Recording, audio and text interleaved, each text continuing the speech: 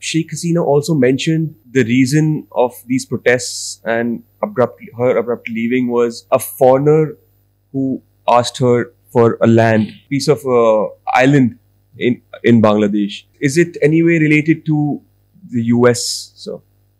Well, I think that this has been written about, has been attributed to her also, that she said that there was St. Martin Island, which the Americans wanted basically to pitch in their battle between US and China, essentially. Where Bangladesh, under her rule also, were very close to China.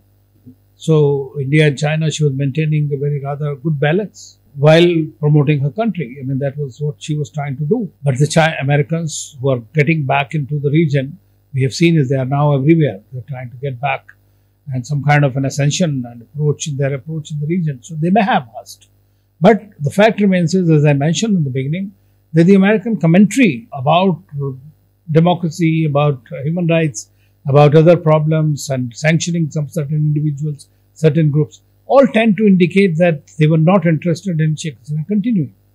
And especially after the last elections, it became very much intensified. So there could as well be a hint, but it's a mix of many factors. It is not only that the Americans did it or it is this, but it was her own governance model, I think, that failed. True. How does Pakistan see this situation in Bangladesh? Pakistan would be happy because they feel that now that the pro-India Prime Minister has, unfortunately, she's been perceived in Bangladesh by the ordinary people. So for Pakistanis, this is a godsend. Fortunately, they've been working on it with ISI and others. Also, the Jamaat-e-Islami is an extension of Pakistan. So obviously, they are very much part of it. She had banned that organization. So they'll come back. We used to have problem on our borders. And if BNP or Jamaat or some other political parties who are anti-India come to play, then we'll have a problem that on the one hand, you have Pakistan. On the other hand, you will have Bangladeshi border that will be volatile for us. So that will be a challenge that we'll have to contend with. How does China perceive this as well? Well, I think China is in both ways will be benefited. It all depends. I mean, it will depend on, like, as I said, that BNP, the Bangladesh Nationalist Party of Khalid Zia, was supported by USA to a great extent.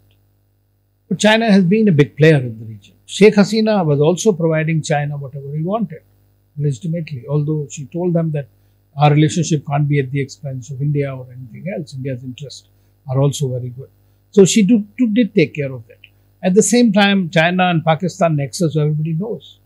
So they tend to benefit either way, directly and indirectly. I think they'll continue to play a role in this particular scenario. I don't think they're going to lose much. Diary of a Publisher. Here we don't just talk, we explore, question and push beyond the ordinary. And if you're ready to see things from a fresh perspective, you're at the right place. Make sure to subscribe. We're just scratching the surface and the next conversation might just change how you see the world.